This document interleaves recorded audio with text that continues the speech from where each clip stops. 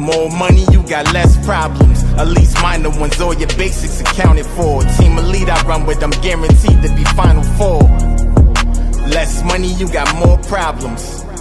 More money, you got less problems. At least. All right. Good evening back. We are here tonight with Dr. L. Yo. A lot of y'all might not know who Dr. L is, but before the end of the night, you will know who she is, what Albany means to her, and what she's doing out here in the world doing big things. So good evening back, bringing Albany community's knowledge. We have another featured guest tonight, which is Dr. LaShawna Lipscomb, and she's going to open up to us to let us know about her life, what she's got going on, her views on Albany, and her love and passions for the city where we all came from ultimately. So first things first, thank you for agreeing to come on tonight, Dr. L. I truly appreciate your time. Absolutely. I am so excited. And I think I'm even more excited because it's you doing this, Tyrell. Listen, I was about to say something, but I know for a fact I shouldn't have said it on camera. So I'm glad I just kept it in. I kept it in there. It was like, but yeah, man. But it's what I'm learning that one, it's just been really dope getting a chance to reconnect with so many different people, and then the list what we got lined up coming is dope because Albany has really created some unique and gifted people, and we all come from a very, very small place. So once you put aside a lot of the BS or things that don't matter, you know what I mean, you can really get a chance to dive into people and who they are. And this project is allowing me to do it all over again. So I'm having too much fun with it, which is why the interviews be lasting too long. So, well, listen, Dr. L, what I want to do first before we get into our formal questions is one, I just want to ask you, how have you been? How has your family been? We've been on quarantine for the past 6 months or so. And, you know, how has quarantine affected you and your family? We've been blessed. I think that's the overarching theme these past 4 months. And every time I find myself annoyed or like, yo, something's got to give, I'm typically drawn back to, but you're so blessed in the midst of this unrest, and so many other people can't say that that's their story. Things have been interrupted, of course, but I'm working from home, which I've always not wanted to do. So, you know, as a therapist, I've had people reach out to me like, hey, do you do telehealth? And I'm like, no, that's not my thing. No, I don't want to. I like being with people. I like being in the room with people. I like feeling their energy as we work through whatever we're working through. And so I always thought it would be hard for me to connect with people through technology. So I've stayed away from it. So it's pushed me and it's grown me in my career, right? My daughter, no school, no dance. So she's been a little, you know, I was telling somebody the other day that I think that as the months have gone on, all of us have taken some type of risk, right? And so one of those risks that I do take, I do let her go outside and play. Yep. You know, kids are nasty, right, Tyrell? Kids are disgusting. They touch each other. They do crazy stuff. They're disgusting. And so what this has, I think, taught a lot of us is that we need to be a little bit more clean. We need to wash our hands. We need not to touch each other. We need to, you know, keep our hands out of our mouths and all of those different things. And so I would say that it has grown us in different ways, but I'm not gonna complain. Not gonna complain. Okay. Hey, listen. It's a lot of people think that when you say I'm not going to complain, it's an easy thing. Like that's the easy answer. Really, it's not the easy answer because it's just like with everything, all things considered, like you said, everything else that's going on, it's just like, well, you know what? Somebody else may have it differently than me. I have my health, my family's fine. You know what I mean? You know what I mean? You, your daughter, Journey's fine. So it's just like, you know, I'm not going to complain. I could, and I got a couple of things that I might let off, but it's just like at the end, I'm really just going to be thankful to have been spared. Yeah, and I remodeled my house. Nice. I don't got any more projects right now. But I got a lot of work done that I would not have been able to get done if I was working and going about life in the regular type of way. And so, you know, it's all good over here. Okay. All right. What they say, thank you, COVID. As my pastor says every week, he said, listen, if you come out of this thing the same way that you were when you went in, you've been doing something wrong. So, it's a problem. Yeah. Absolutely. Well, let me see. I won't hold you up any longer. I'm going to get to the business for you because I'm interested in learning. I'm interested in hearing more about you. So I'm going to hit you with your first question for tonight. Okay. You ready? Let's go. You ready, Dr. L? All right. Dr. L, what are you doing now? What kind of work do you do? Any type of passion projects or endeavors that you're working on? Please let the Albany community know about you. Let us know about you. Okay. You know, and so I like to reflect, Tyrell. And so, you know, when I was young in Albany, most of my friends were Jamaican. And when I mean like Philip Schuyler age, most of my friends were Jamaican. And as I got older and older, my Jamaican friends would be like, yo, I think you're a little Jamaican because you work a lot. And so I work a lot. My passion, my heart, my love goes all into my private therapy practice, where I do individual, couples, family counseling. That is my passion, my gift, my calling, my ministry. And that's at the core. Outside of that, I also teach at Morgan State University. I did see that. I teach statistics to psychology students, which is fun. It's fun. I never thought I wanted to be a teacher, but that's cool. That's cool. It's just a little bit.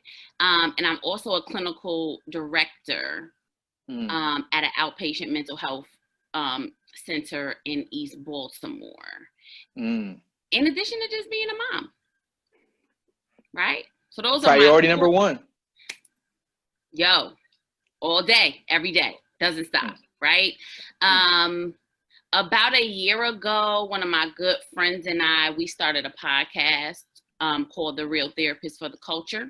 That's also near and dear to my heart. It is our attempt to show people that therapists and going to therapy does not mean you're gonna, number one, it means that we are human. And you can be human, and you can go and you can talk to somebody and not feel like they're just nodding or they're just saying, and how did you feel about that? And so I think it's our way to make people more open to go to therapy. Okay. And bring some light to some mental health issues that people don't think about or consider. Or typically talk about, you know what I mean? You know what I mean? Jay-Z did it. I'm not going to say he did it for me because, one, I'm a fan of therapy. I've used therapy and I still use therapy. But when Jay-Z did the 444 album, it was just like, ah. So, you know, because it's one of those norms, it's a norm in regards to the things that we go through, the things that we feel, but it's taboo to talk about it. It's taboo to open up and discuss about what you're having difficulties with or trying to go through something. And once you let that go, I mean, once you start to see the rewards of opening up in talking, and I've always been a talker my entire life. So just like, listen, I find the value in talking. Yeah. And it was just like, but I've also learned that even with the skills that I believe that I have or I possess, you can't do the work on yourself that somebody else can do. So you might be great to do the work towards or for other people, but sometimes you need other people to come up in here and tinker you too. Yeah. And it's been such an encouraging experience. So shout out to you. One, I don't know why you weren't on, what do you call it? Telehealth? Yes, telehealth. Listen, because like you said, right now through COVID, it has changed the game. You can do everything right here. We log off from work. Bloop, bloop. Hey, what's going on? That fast. So, yeah, it's your reach has changed. Like even with what I'm doing with back, the idea of it changed due to COVID. It was like the reach changed. I don't gotta physically be in the same space as you. You know what I mean? But I'm in the same space as you. Yeah. How dope is that? You know what I mean? It's cool. It's cool. It works. It works. Okay. It's made it accessible to people who it may not have been accessible to before. Like, I think every few years I see my demographic change. And so, I get a lot of inquiries from people who don't drive, right? Young girls who want to come to therapy, but it's going to take them 2 or 3 buses to actually get to my office. And so for them, now they can just go find a quiet place, even if they got to go down the street to the park or to a library, and they can just talk to me from their phone and still feel like they have privacy and a safe space to work on the things that they would like to work on. And so that part I absolutely appreciate. Okay. Yeah, man. Listen, I feel bad for people who weren't prepared technology wise. I know you and I were joking before we started. It was like, I feel bad for people who weren't prepared technology wise. And my pastor from home in Albany, me and him stay in close contact. And I always say like he has an older population at his church. Right. And, for years from the time I moved down here, it was like, well, hey, if you thought about doing this, it was like, that might be a great way of doing it. But it was like COVID forced everyone who wasn't prepared to up the ante, to get prepared. And it was like, well, how do I reach my ministry? Yeah. You know what I mean? Where I can't physically touch my ministry. So, the interesting thing, and not just that, but COVID has forced a lot of us out of our comfort zones in so many different types of way. For some people, that force was being with their kids all day, right? Because a lot of us had to adjust. But I was asking my sister, because she's a trustee at the church in Albany, and I was like, have y'all seen the tithes go down? Like how much people are tithing? And she was like, no, it actually went up because people from out of town who that's their home church, or kids who might have went to SUNY and they still like want to connect to the church, they are able to watch it on Facebook Live, and actually they are tithing into the church. And so I was like, that's cool. And see, you could get a blessing from just getting out your comfort zone. Getting out your comfort zone. What they say, nothing changes in your comfort zone. In order to change, in order to grow, you got to be pushed out of your comfort zone. Absolutely. So, okay. So that's all right. Cool. Well, let me see. Here's getting into your comfort zone, not out of your comfort zone. Here's getting into your comfort zone. What is your favorite place to visit in Albany, and why? This is my power question. It tells me a lot about you. I'm about to find out all types of stuff from you just from this one question, Suge. What is your favorite place to visit, and why in Albany? You mean like establishment? It could be establishment. It can be a place of peace. It could be a place of worship. It can be whatever. When you go home, when you go to Albany, of course, outside of seeing your family, that's number one. What's your favorite place to see in Albany, and why? All right. So Tyrell, I don't even know why you asked me that question. And it's Ted's. Really? Okay. It's Ted's, but then also I go to the cemeteries and kind of chop it up with my lost loved ones. That gives me peace. Okay. That gives me peace. Going to Ted's, to be honest, because it's not just about the food, it's about comfort that I can't get here, right? Okay. You know, people always say, oh, comfort food. That going to Ted's is like the nostalgia gives me comfort. It gives me memories. I don't know how to describe it, but that's my thing. Okay. That's my thing. If I don't go anywhere, I get it. I think KP had went home and he had posted something, and it was just like about the Ted's fish fry. I was like, I have to be honest, you know, I've never gotten on the Ted's bandwagon. I don't know why, but I know people. You was a Kenneth? I was a Kenneth. Yeah, I was a Kenneth man. I was a Kenneth man. I was just like, listen, give me a fish fry, give me some French fries, put some cheese on it. I'm good.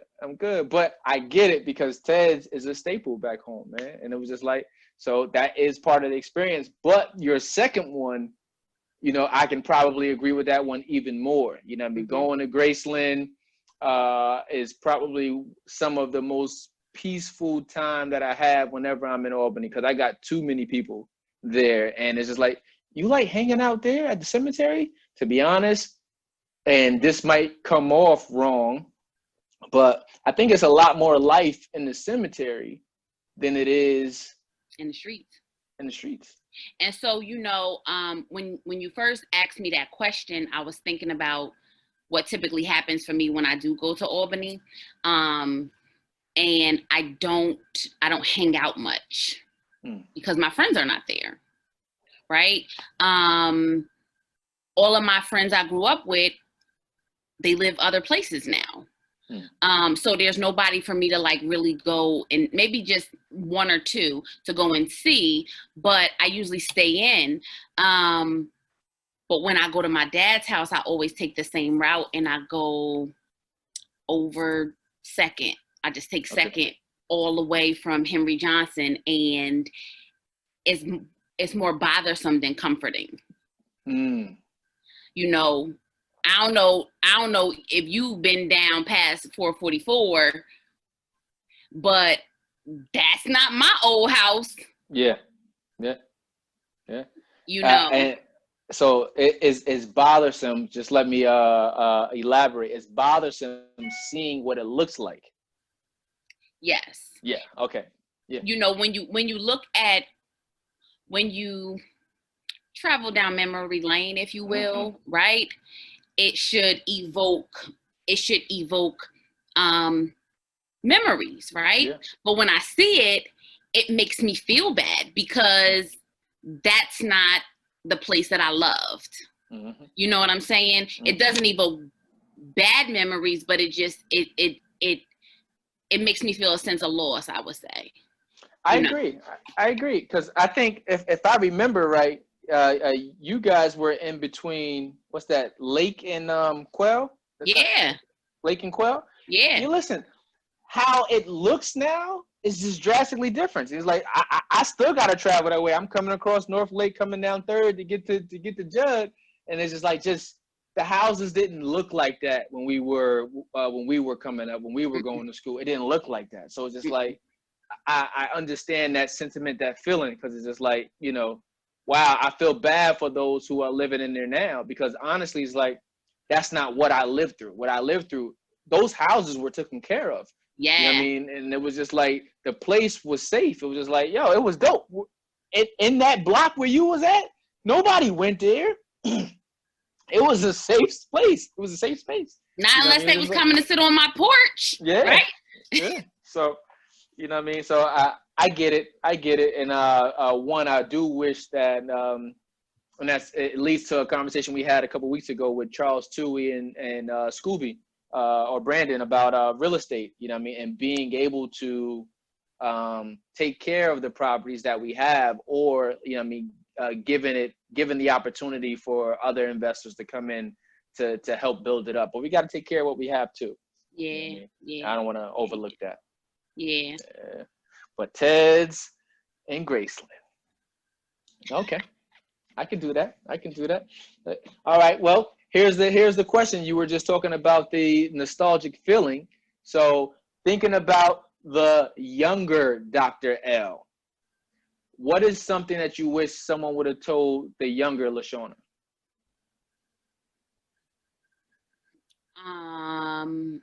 That the world is bigger than Albany. I think about, I don't have any complaints about my childhood and how I grew up, where I grew up. I think sometimes when people, they're like, oh, you don't live in Albany anymore, they almost assume that I don't live there because I don't like it. Right? Or I gave up on it, or I walked away. And that's not the case. Like, I had a dope childhood. Okay. I can't complain, right? At all. And I think the biggest thing is growing up in Albany, you think that is the world. You know what I'm saying? Like, it's a small place. You hear of other places. Infrequently do you go anywhere else. I had never been anywhere. Like, I'm trying to think. Virginia for like a family reunion. Great Escape. Hey, George. might have got lucky and went to Six Flags with camp or something like that. But I grew up thinking that Albany was life, and it couldn't be any bigger than that. And even though, Tyrell, I tell people all the time that I wanted to be a therapist since I was 12. I wanted to be an actress at some point too, because I used to be in them plays and stuff. Let me not overlook that. I did want to do that. But my, career-wise, I always wanted to be a therapist. And I used to say it, but I don't think even in me saying it, I thought it was ever going to happen. Because I couldn't see beyond living in Albany. I always thought, I was like, well, I'm going to just go to SUNY because it's up the street, because I'm not leaving. If my sister didn't go to Morgan, I probably would not have. And I probably would have stayed in Albany. So I wish that there was somebody to tell me that Albany is not the world, and the world is so much bigger, and places that are not like Albany are not bad places. You know what I'm saying? A lot of family and stuff will come visit me, and they'll talk about how it's so nice, and they feel at peace, and whatever the case is, and they like it here, but they would never move here because it's uncomfortable. It's not Albany. It's not Albany.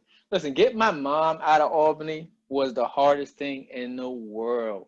And it was just to come down and come visit my sister. Like, my sister hadn't moved down here before I moved down. Oh, so, Raven lives down here too? Raven's been in Baltimore since she's in Baltimore?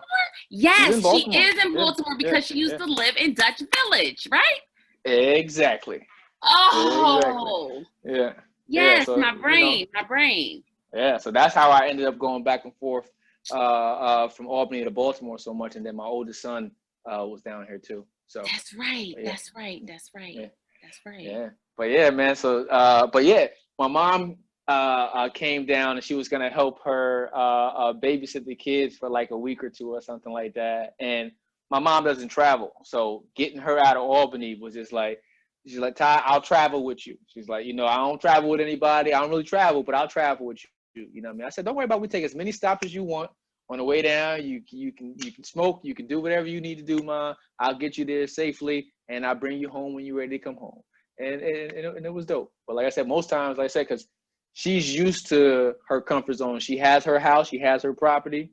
Or she had her house, had her property, and she knew how to manage and play chess from living right there on Judson Street. I can maneuver and master everything from right here. Leave me alone. Yeah. I don't need to go nowhere else. Yeah. Yeah. Yeah. So yes, I brought my goddaughter down here. She stayed for like 6 months. Until she got off that plane, I did not think she was gonna come. And so the fact that she stayed those 6 months to me was huge. I would have loved that she didn't leave, but again, Albany is comfortable. You know what I mean? And when I say comfortable, it's not just physically, like what it looks like, right? It's about, oh, where are you gonna go get your hair done? The people here don't do hair the way you're gonna get hair done in Albany, or nails, or, you know, here you can't just walk to the corner store. I don't have a corner store. It's probably gonna be a 15-minute walk. You know what I'm saying? Where in Albany, you got a store in any direction that's what, 2, 3, 4, 5 minutes away, right? And so public transportation in Baltimore, like, you can go from my house to Security Mall, which is about 7 minutes in my car. Maybe not even that. It's about an hour bus ride. And it's a straight shot. You know what I mean? Driving. And so, like, navigating the area is not as easy. And so just as humans, we gravitate to the things that are easier, you know? And so she went back, but it's hard to leave. It's absolutely hard to leave. My younger brother was down here too. Yeah. Yeah, and be like, you know, sometimes, sorry about that, I forgot to plug this in. You okay? I don't want that to die on us. There we go. But yeah, you know, my younger brother had came down here at one point too, and it's just like, so sometimes it's just people like what they like, but it's always gonna be that way. It goes back to what we said earlier today. You don't grow, you don't change in your place of comfort. Actually, you have to be in an uncomfortable place to grow. Yeah. It's just like, you know, you realize that it was like, wow, I only used to like this, but now I like this. It was like when I left and went to Charlotte changed my life, because it was like Albany was everything to me. I knew everybody in Albany. I can go in every spot in Albany, every hood, everywhere. I can go everywhere in Albany. But then when I went to Charlotte, it was just like, wow, you know what? I could have another life outside of Albany. Yeah.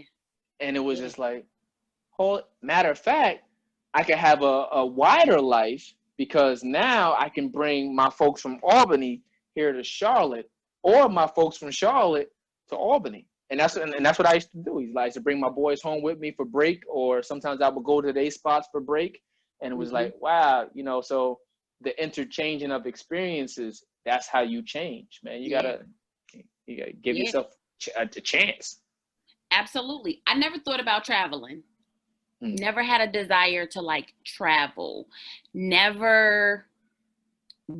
I'll be honest with you, as smart as I was, I didn't understand the reason for a passport. Ain't that something? It is. And you know, I'll never forget, I worked with this lady here in 2007. She was Greek. Okay. And I had a birthday or something, and she bought me a passport holder. And she was like, you need to understand that your passport is your ticket to the world. And I'm like, huh? What you mean? You know, and I didn't think about it, but yeah, like, yo, my daughter had that passport at 3. We out. Gone. Out. Like, she don't want to celebrate birthday parties. She don't need a birthday party. She said, I want to go to Paris. All right, let's go. Let's go. You know what I'm saying? And so, yeah, I wish I to answer your question, that's my story, Tyrell. I wish somebody would have told me that the world is much bigger than Albany. Okay. I forgot that we were still on that question. Ain't that something? Yeah. Okay. Yeah. Let me see. do you think education opened up doors for you?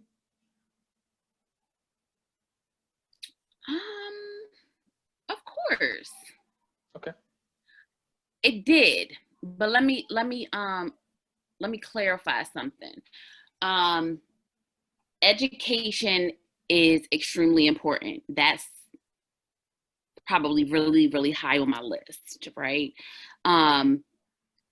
I think that education will absolutely open doors for you, but your life experiences is what keeps you in those doors and how you use your life experiences. And when I say that, what I mean is, so I have 3 degrees, I think. Yeah, I got 3 degrees. But it's not my degrees that makes me a bomb ass therapist.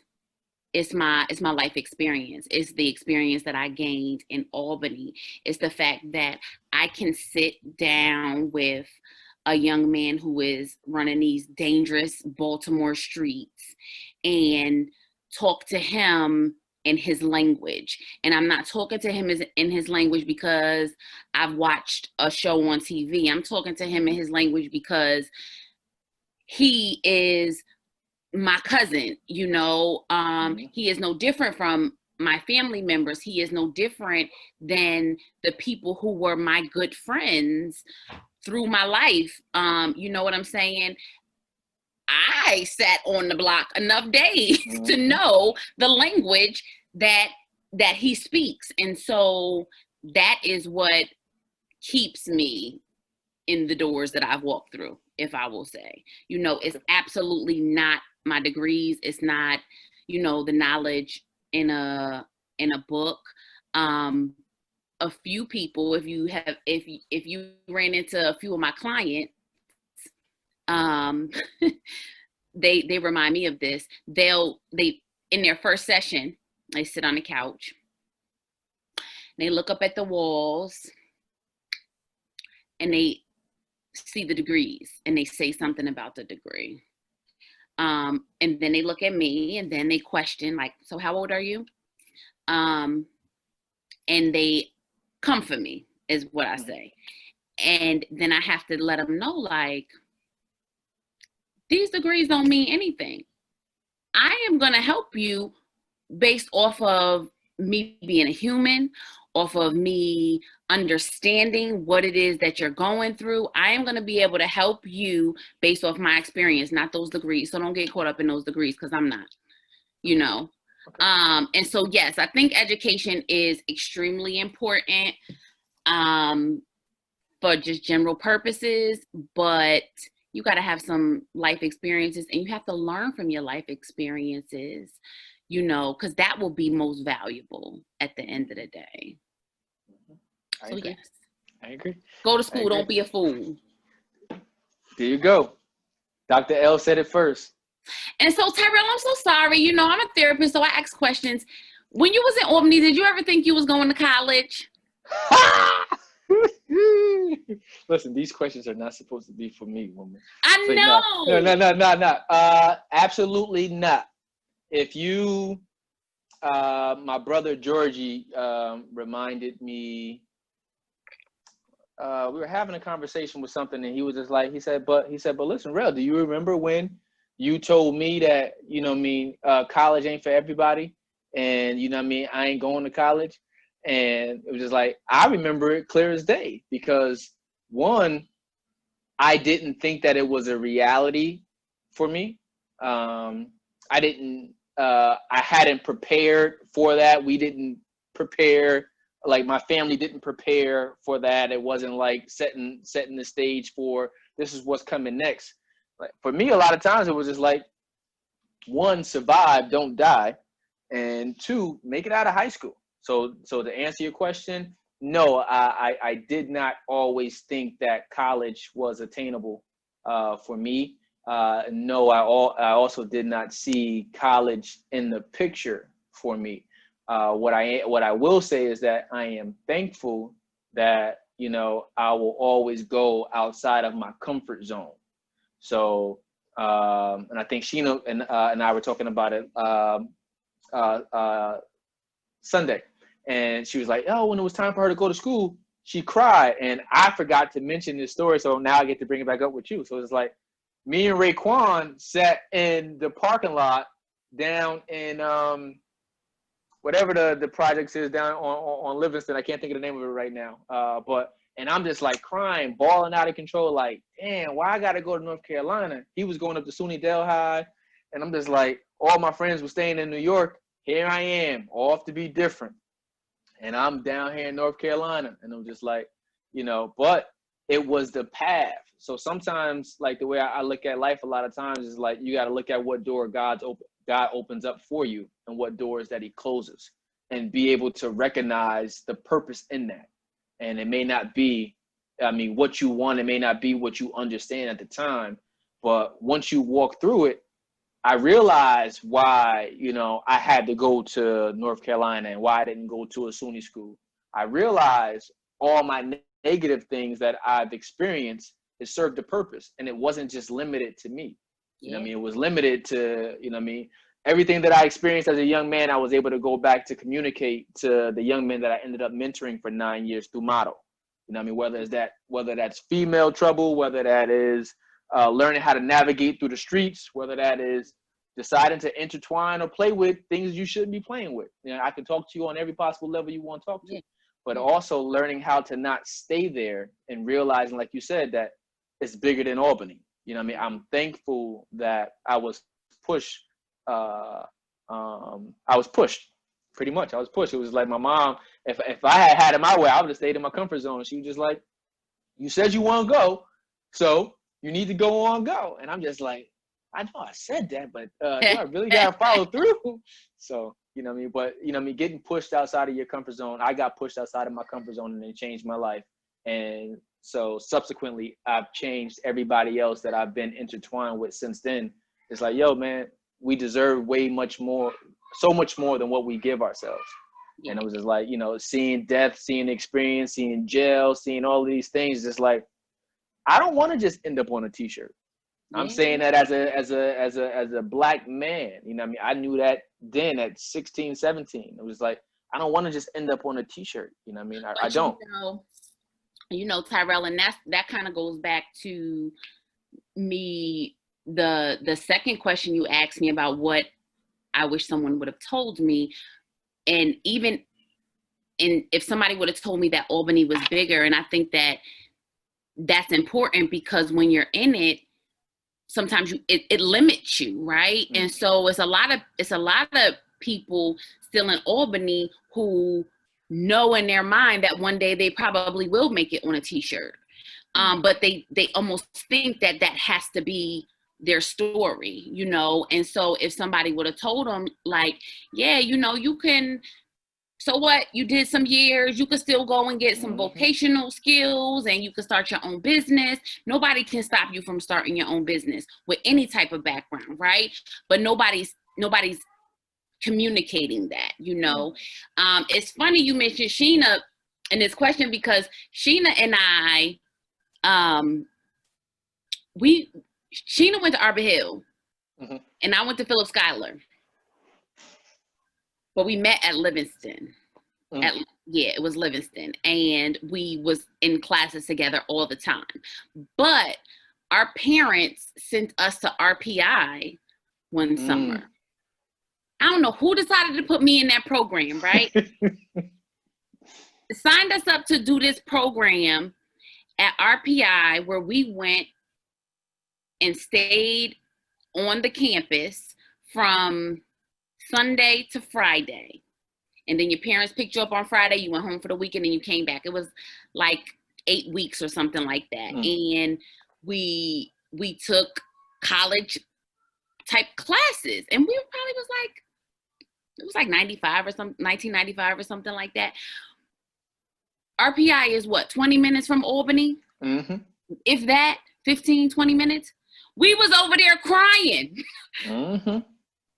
Crying when our parents dropped us off. I remember it. And Sheena probably be like, no, I ain't crying.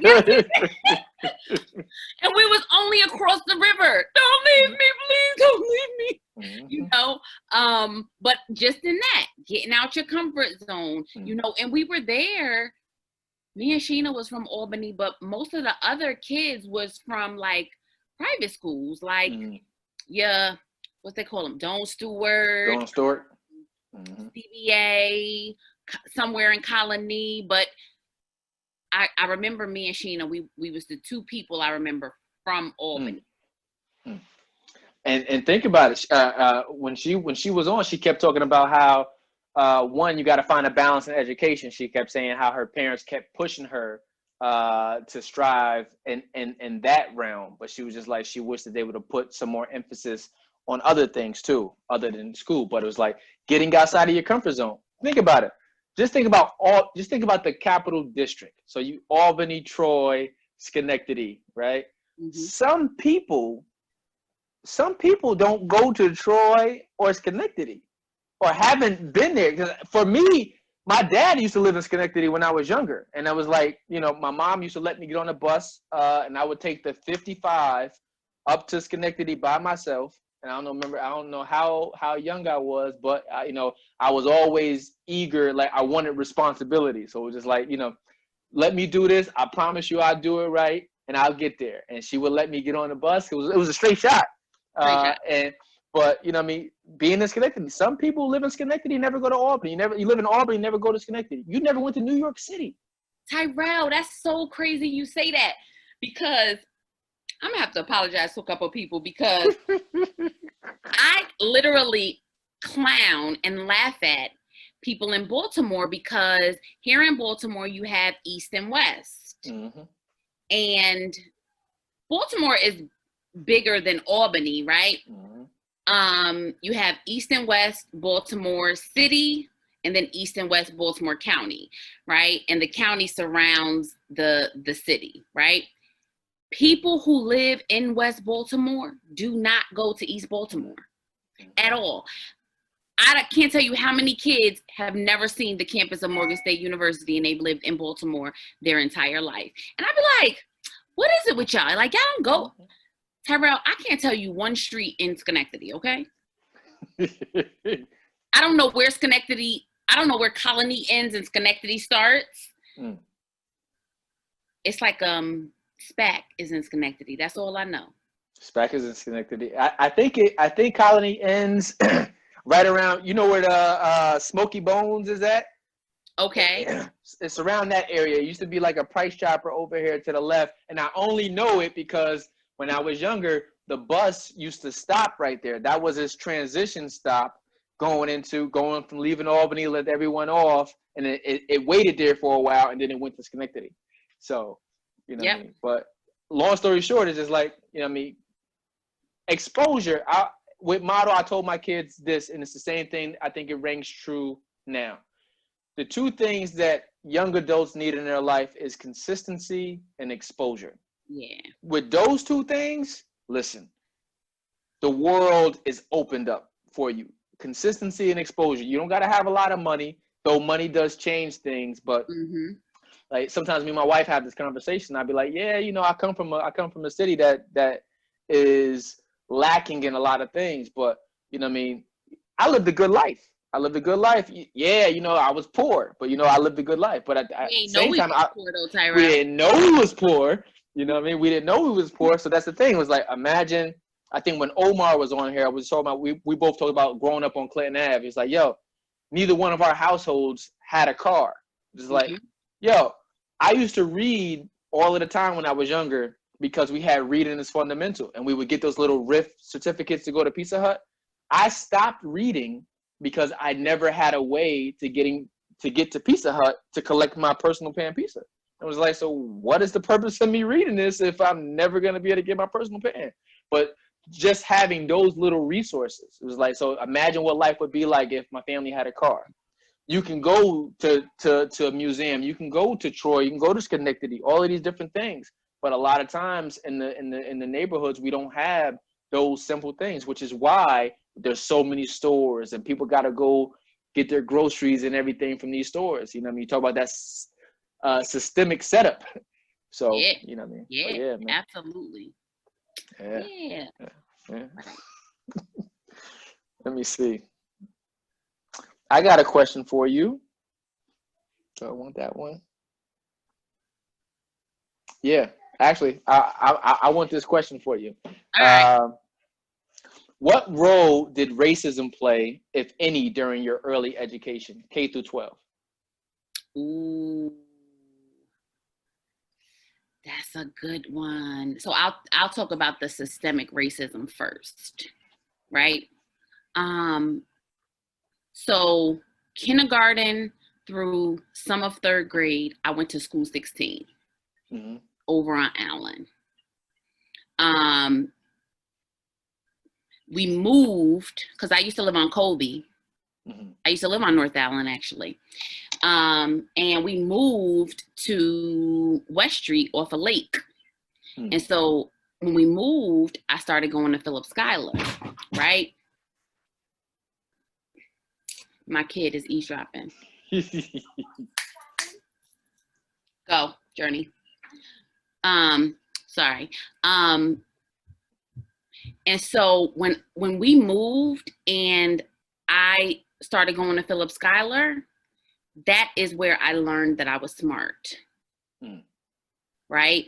I didn't think I was smart at school 16. And at school 16, it was predominantly white. Right? And we all working off this Albany City education. All of us. Same Hortland Mifflin books, all of that. And in me going to Philip Schuyler, who was in my class? Pooh Bear, Bucci, like Raymar, like the class was much larger. It was much larger, and that's where I saw like kids acting up in school. That's where, you know, I learned about, what was it called? Remedial, like getting pulled out and stuff. And even going back to that third grade class, Tyrell, the quality of the education at Philip Schuyler was not that of the education at school 16. And it was all under the same umbrella. But so question. So how did you learn that you were smart when you came to Philip Schuyler as opposed to school 16? Because I was sitting in the class and the teacher was asking questions and I was the only person raising my hand to answer the question. Because of your experience prior to getting there? So again, when I was amongst the white people, I didn't feel like I was smart. I didn't feel like I knew anything. Yeah, I just felt like I did my work and that was that. And I don't know, were you like 1 or 2 grades behind me? I think two. Yeah, I think 2. And so I was the last, I think we were the last group to be put in a class labeled as AT, like me and Sheena. I think Sheena was in it at Arbor Hill also. And AT was considered, it was academically talented. And so when I went to Philip Schuyler in 3rd grade, yeah, it was different. It was different. It was different. It was the quality was absolutely different. And then when I went to 4th grade is when AT started, when they started to label kids as academically talented, and it was 5 of us in the class. It was 5 of us, and they kept us in the classroom away from everybody else, like in a corner. It was the craziest, strangest thing. And then they eliminated it once I got to 6th grade. Okay. And they meshed us all together. And so we went back to inclusion.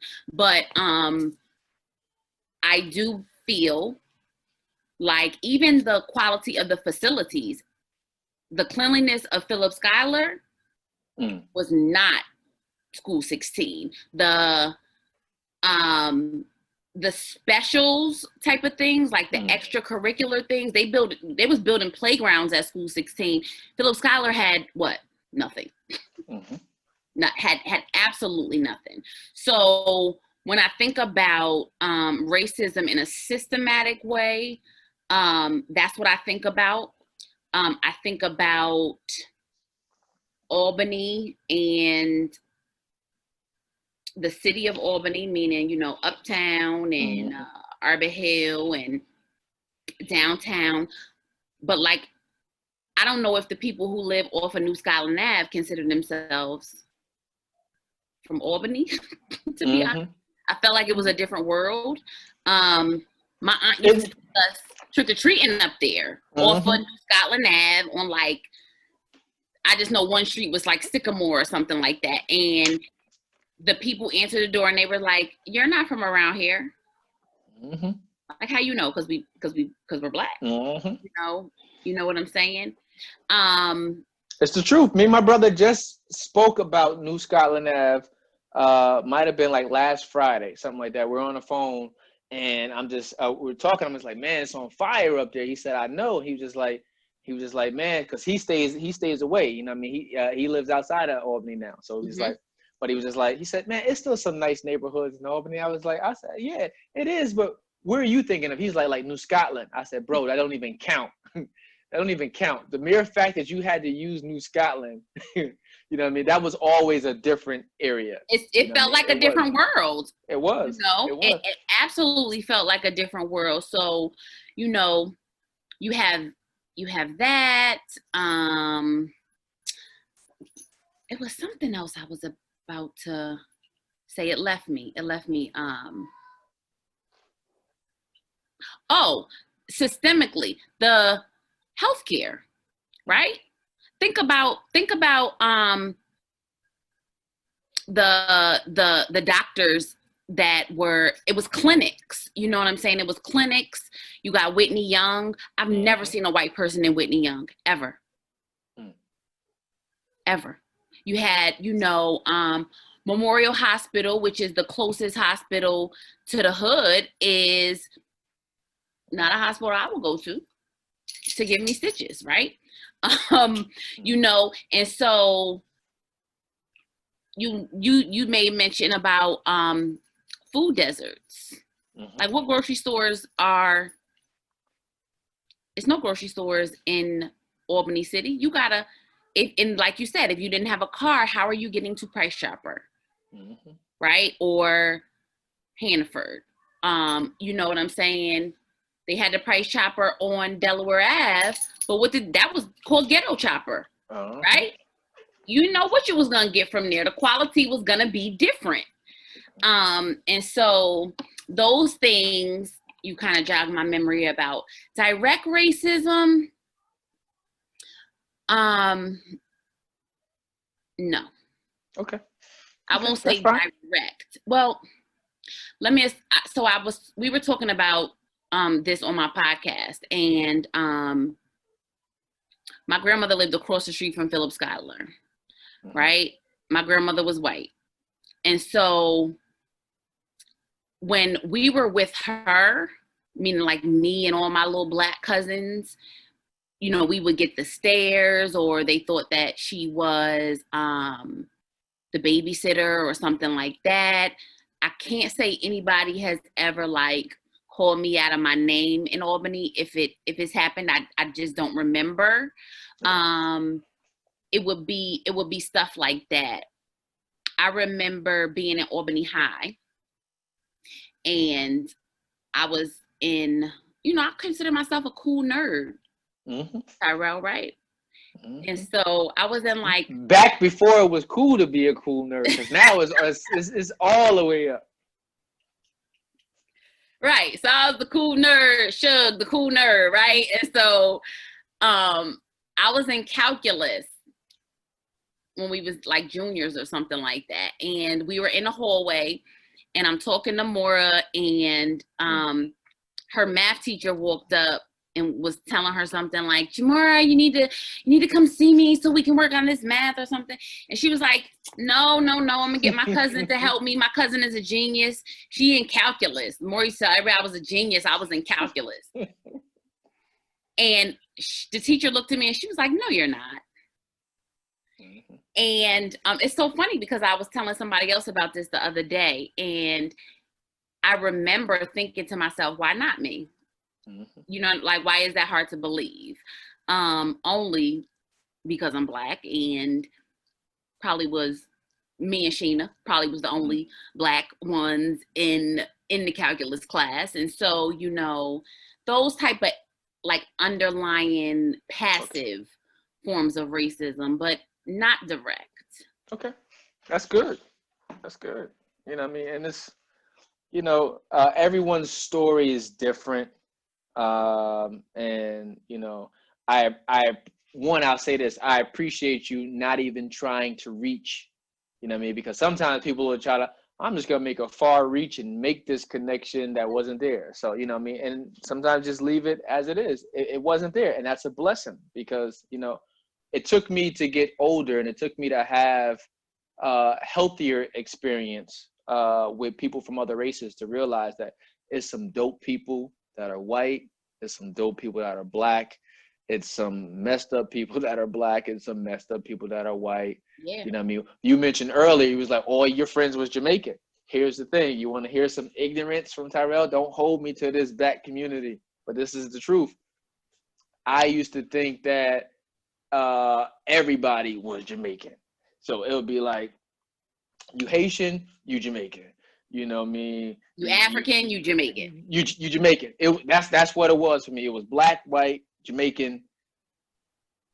And to be honest, yeah, that was it. It was like, and it was too funny because it's like, you know, once I start having the conversations and be like, wow, you know what's crazy?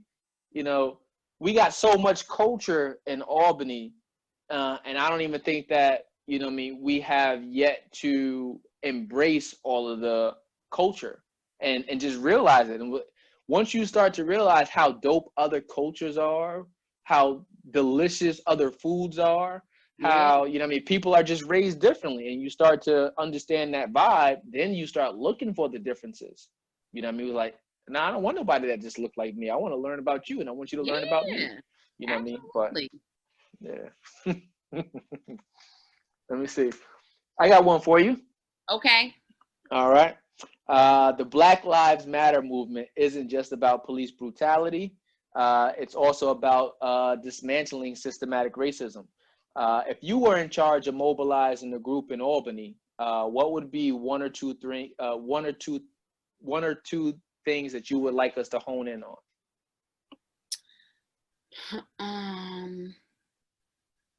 I think the biggest thing is increasing the sense of community and social responsibility. It's something that's missing, right?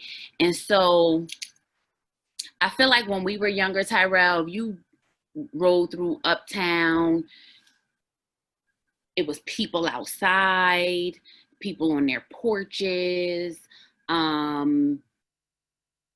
You have, you know, my mother probably didn't know your name, but my mother knew that you walked past our house every morning with your sister. And if your sister wasn't with you, where your sister at today? You know what I'm saying? And so there was this social responsibility, I believe, that existed that I don't feel exists anymore. You know what I'm saying? And I know there are so many factors that affect that, but I think that is one of the first things that would regrow our community back in a better direction. Yeah, I'm trying to think back, and you know, I was listening to your interview with Omar, and I was thinking about like the Arbor Hill Community Center, right? And I don't feel like those things exist anymore. I don't feel like there are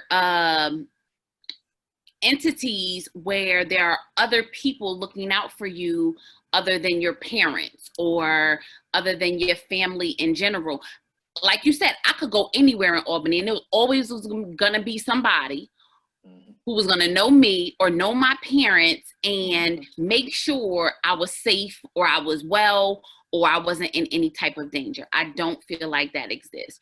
So if we had some of those entities where people could kind of bond together as a community, I think that would start the way back to regrowing some of our hoods, if you will. Does that make sense?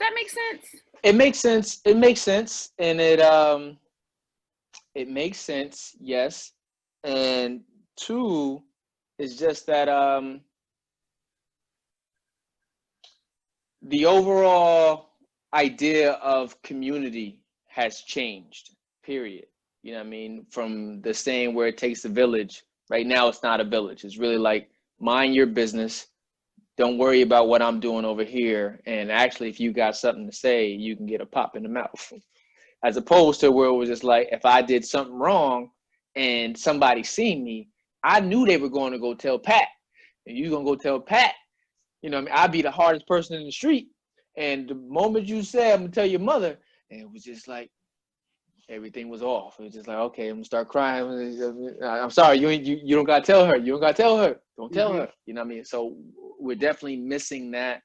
And a lot of it is too, is like, you know, we think that we gotta be in competition with each other. Instead of helping each other, instead of realizing that you got your own unique dopeness that makes you you. I got my own unique dopeness that makes me me. I'm not threatened by you. We're not in competition. And it's just like, you know, when you can get that, because I think a lot of it is just like having nothing and then trying to hold on to what you have, you know what I mean, makes it feel like you got to be at odds with other people. And until you realize that, you know, like you said, you know, my competition ain't here. My odds isn't, I mean, the people that I'm up against isn't here. You know what I mean? Yeah. It's on a global, it's a global event right now. Yeah. It's not just limited here. So the more that we can focus on things together and try to navigate our way up out of that, you know what I mean? I think that helps to bring back more of that community approach. And it's just like every person I've had on thus far has focused on the fact that we're missing those community centers. Every last one of you. It was just like, well, damn, we had St. Joe's, Arbor Hill Community Center, the Rec, Boys and Girls Club, the Bathhouse. You got all these different places. Wherever you want to go, there was something to go ahead and do. Crank Park, Hoffman, you know what I mean? All of these things. But it's just like, you know what I mean?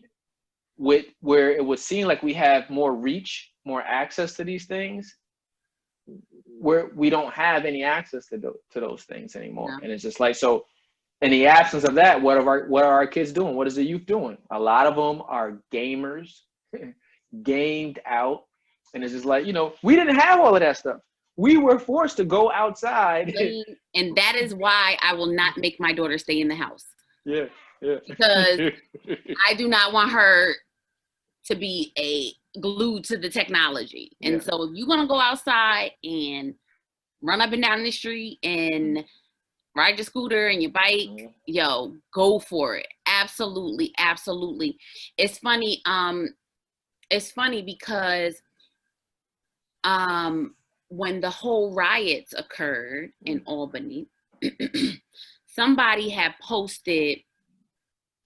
from Albany had posted something, and was basically like, y'all was just supposed to go to the police station and City Hall, and y'all done tore shit up, basically.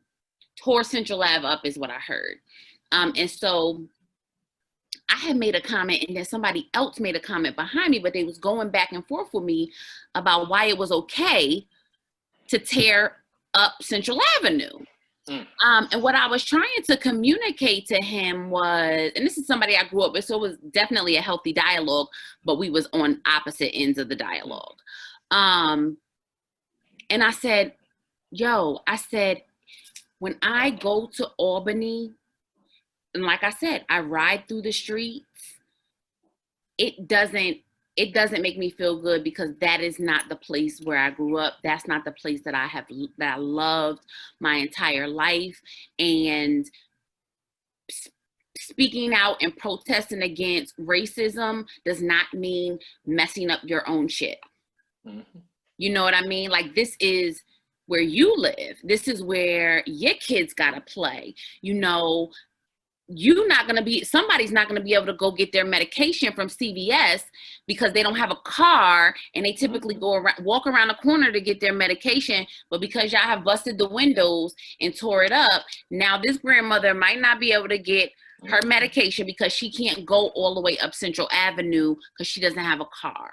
You know what I'm saying? And so that all goes back to social responsibility. Your neighborhood, you take care of your neighborhood. You don't let anybody mess up your neighborhood. It should be a place that's welcoming. It should be a place that is safe. You know, it's other ways to fight the injustices, and this ain't one. This is not it. This is you just, you know, we acting like animals, and they can continue to treat us like animals. You know what I'm saying?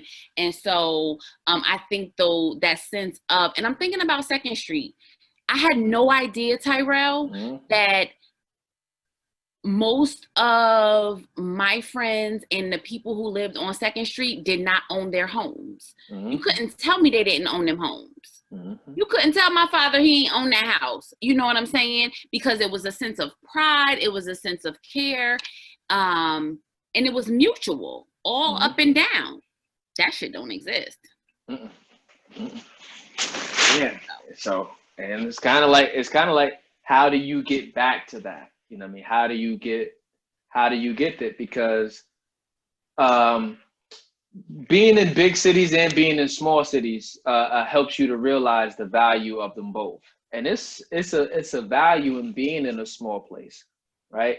It's a value in it because, you know what I mean, one, people get a chance to know everybody. So if everyone knows everybody, you know what I mean, it can be a great thing because it can be that community approach. It can be a bad thing when you're in a small area and it's so much activity going on, negative activity, that it affects everybody too, because everyone gets touched in that way too. But it's like being able to like my neighbors, like I know all my neighbors still right now. It was like I go home, they enjoy seeing my car pull back up in front of Judson, and they be like, oh, you know what I mean, you came back, oh, where's the kids, or where's your wife, or da da da. It's like, you know what I mean, it's good seeing you. You know what I mean? It was just like, you need that. But it's kind of like, you know, here's the thing. Maybe I was running from saying it. Here's the thing. It was just like, it's hard to present better, or it's hard to present more for individuals who feel like I don't have that.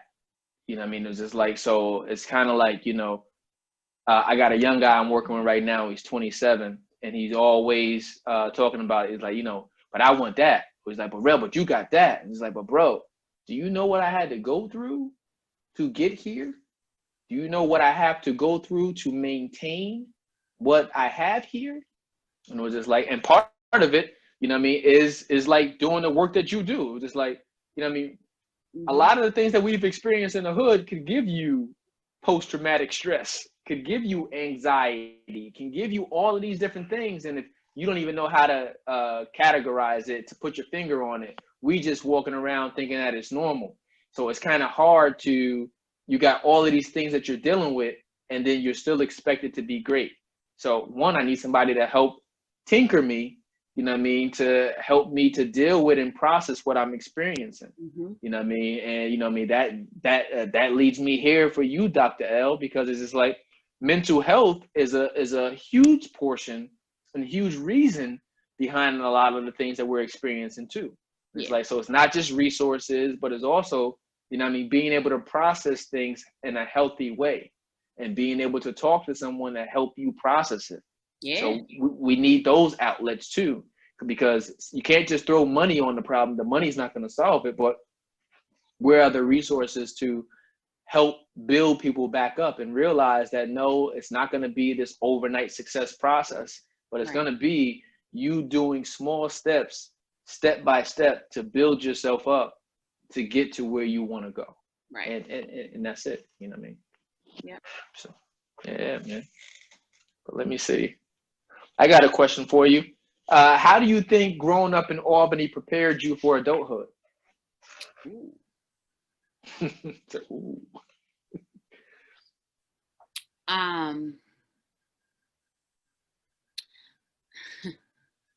So my father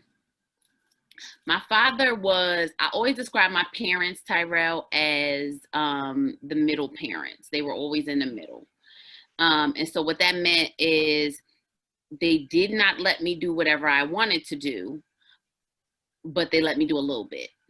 Okay. And so if it was a house party or something, the house party could have been on 2nd Street on the other block. They would let us go, but we had to be home at 9 o'clock. Stuff ain't jump off till 10:30, 11 o'clock, right? And so they let us get a taste, but you ain't going full, you're not just going full in. And so I was able to experience a little bit of a lot of things. Okay. You know what I'm saying? My dad used to always say I was not spoiled. And if you ask any of my friends here, they think I probably grew up. First of all, people who don't know Albany think Albany is a suburb. Right? And so, you know, and they think that I was like this kid who just had everything she wanted and went to college and got 3 degrees and this, that, and the third. Absolutely not. No, no, and no. And so my dad was of the opinion, I'm not paying you to clean this house because you live here. It's your responsibility. I'm not paying you to get A's. The only job that you have is to go to school and to get good grades. And so I did well in school because I wanted to. But he said, if you want something, you have to work for it.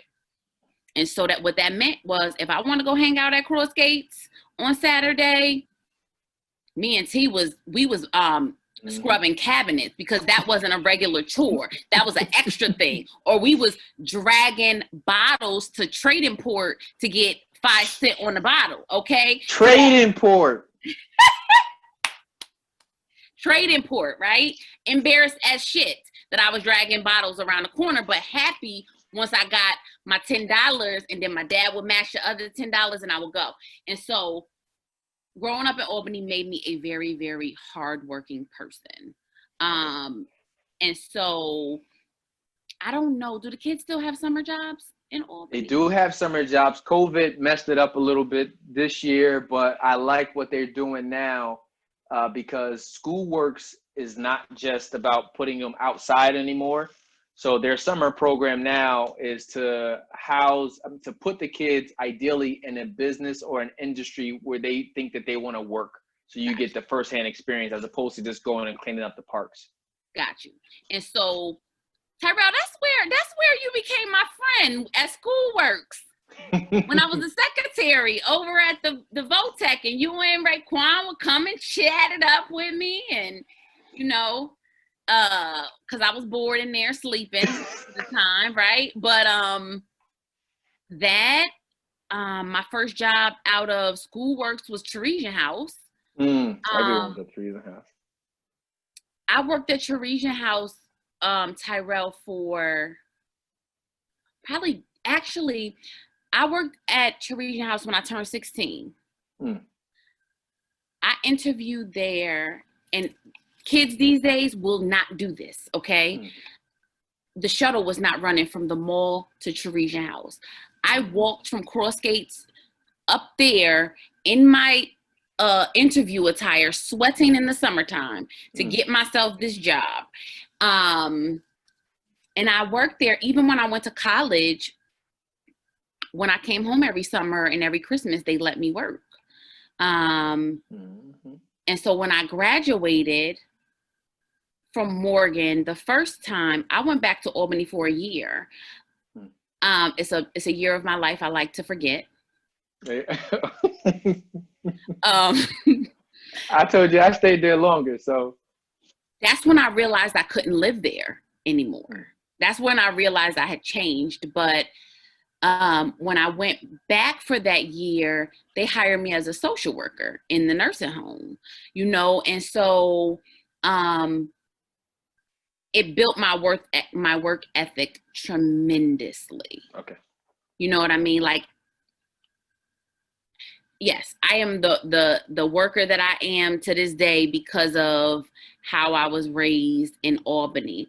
That's one thing. I think And your Jamaican friends. And my Jamaican friends, right? I think the other thing is like being just the street smarts. Okay. You know what I'm saying? Like the street smarts. You could be as smart as you want to be, but I wouldn't be able to keep myself safe in Baltimore if I didn't grow up in Real talk. In Albany. You know what I'm saying? Baltimore is dangerous. I don't live in Baltimore City, but I don't live too far either, you know. And so that's the only way that I can that's one of the big reasons how I can keep myself safe. And I thank everybody Albany. for that. You know, and I never felt danger in Albany.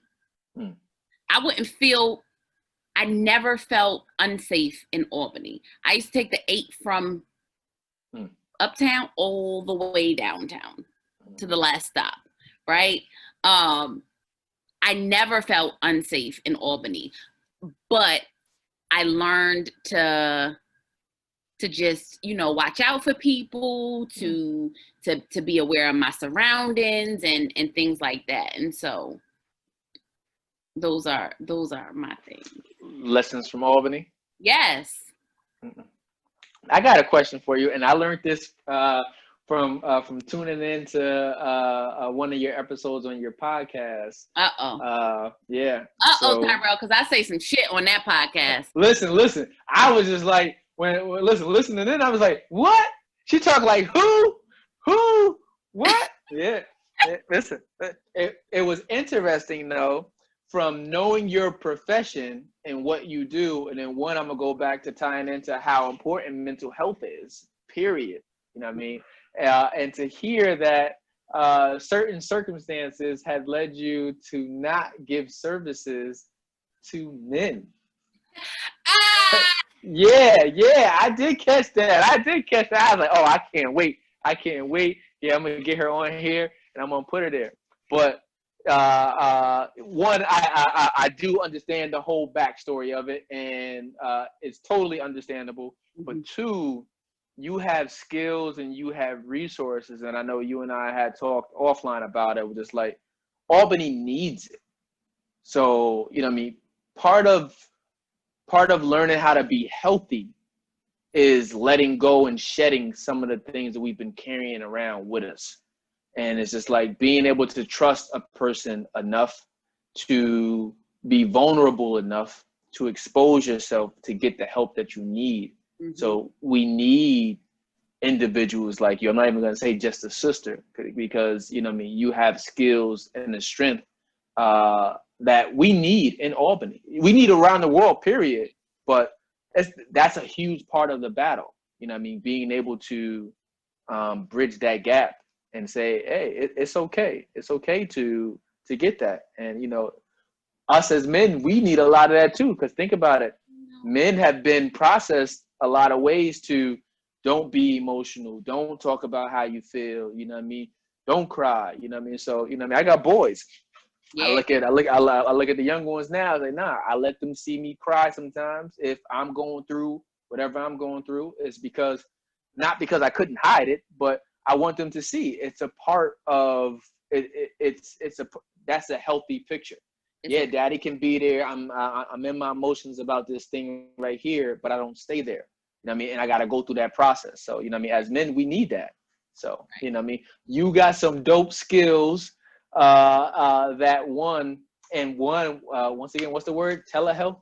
You know what I mean? So telehealth, you know what I mean? That you could even help out and bring back in a way that might help heal and make it comfortable. So a little going into like the beginning of my career, and so I wanted to, although I knew I wanted to be a therapist as I got older, I grew a love for juvenile delinquents. Like that was my thing. That's what I wanted to do. And this goes into a lot of the questions that you asked, even how growing up in Albany shaped my life as an adult. And so when I got closer and I was like, wait, I might really be a therapist. Like this might really happen, right? I wanted to work with juvenile delinquents. And when you say that word, oftentimes you think males. Although it's not just a male issue.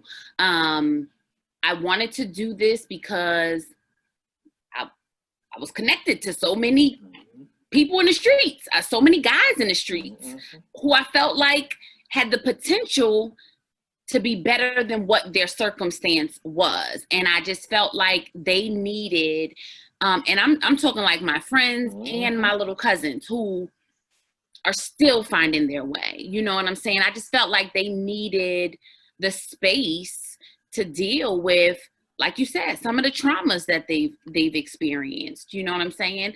Going to get locked up, you get locked up and then they release you into Albany and say, be good. They don't give you any resources. They don't give you any therapy. You know, it's not a lot. And so, in the beginning of my career as a therapist, I worked in a lot of juvenile settings. And so I did Baltimore City DJS. I did DJS in DC. I worked at Victor Cullen. Victor Cullen is the only hardware secure facility for delinquents in the state of Maryland. And so it's where the most violent offenders go, or offenders who have had who have adult charges and they're waiting for their adult cases. And so I always had, like, that's my thing. Like, if I could work under a state agency again, but I can't because I like doing my own thing. But that's exactly what I would do. And that's the population that I would work with, because I think there's so much potential for healing that people overlook. You know, it is assumed like these kids was in these sessions crying. Did they get themselves together before they went back into population? Absolutely. But they had some things that they really wanted to heal from. But they didn't see it in their future. You know what I'm saying? And so I absolutely agree with you, Tyrell, and I wish that was available. Even here in Baltimore, murder rate is crazy, right? I tell people, actually, the Baltimore mayoral race was a big thing, right? It was like 30 people trying to become mayor, the Democratic candidate to be mayor. And I had a chance to be on a call with one of the people who were running, and I asked them about their thoughts about how mental health plays a role in the rate of crime. And when I tell you they didn't understand what I was saying, and I said, what you have to understand is that this issue is not a issue that needs to be policed. This is an issue that needs to be treated. And if you're treating something, that means you're going in to remedy it. You're not going in to monitor it. You're not going in to control it. You're going in to fix what is wrong. And part of that is the mental health of the people who are involved in this ring of crime. You know what I'm saying? It weighs on somebody mentally, Tyrell, if you're walking the streets, whether it's in Baltimore or in Albany, and your thought is, there's somebody trying to get me. Because then the next thought, and you're waking up at night because you know somebody is trying to get you. You want your kids to be safe because you know somebody is trying to get you. And what do? You get them before they get you. And so you're absolutely right. It's a huge need for mental health treatment for our Black men and just people who just been affected by a lot of different things, you know? So I'm with you. Okay, I'm sitting here thinking, just like I have some friends with resources, Yeah. so I'm just sitting there, every person that's been on, it's always been some type of form of connecting of like, what could we do? How could we tap into what we have, and how could we bring something back? Because everybody has, like I said, that uniqueness, that dopeness about us that we're missing in Albany. And I get it. And it was like, because like I said, man, sometimes in order to save yourself, you got to get up out of that direct danger zone too. And it was just like, anyone who knows me, like, yo, you should run for mayor in Albany. Listen, I love Albany, but I also had to realize that, one, in order for me to, like, my mom never wanted me to come back to Albany after I graduated. She was just like, I see you, Ty, and I don't see you here. So it was like, well, when I came home, it was just like, nah, I think I can do really good here. Just like, I can help the same way how you said, you've always wanted to be a therapist. You knew that since I was 12. I knew I wanted to open up my own business that employed the youth and work with the youth and help them to navigate something that I had to learn firsthand too, without having someone who had the secure connections. It was just like, I'm navigating this by myself. You know what I mean? And so it's like, oh, okay. But it's dope. So anywho, it's an idea to table, especially with this technology thing here. So you know what makes me sad though, Tyrell? And I don't know if it's sad or guilt or what. And so even ever since, and I knew this and I think about it all the time, but when you reached out to me, I was thinking about it. And even in watching, some of your previous interviews, a lot of us who were able to get through that don't live there. Mm-hmm. You know what I'm saying? Like, none of my crew lives in Tika. Mm-hmm. Mm-hmm. Is my only friend, who's still my friend, who lives in Albany. Right? And Tika's part of my family. And so she don't go into that category, but the people I ran with in middle school and high school don't live in Albany. You know what I'm saying? And I feel I have a sense of guilt, I guess, that I'm not there. But just like you said, I learned in that year after I graduated undergrad that I couldn't, that is the year, Tyrell, that I dealt with depression. Right? Like when I realized when I experienced what depression was. Life was different there and I didn't like it anymore. You know what I'm saying? Like I loved being closer to my godchildren. I loved being there with my family. But it didn't feel good to me anymore. You know what I'm saying? I left Albany in 2005 and went to an empty apartment in Baltimore. And I was happy as anything in my empty apartment in Baltimore because I just couldn't stay there anymore.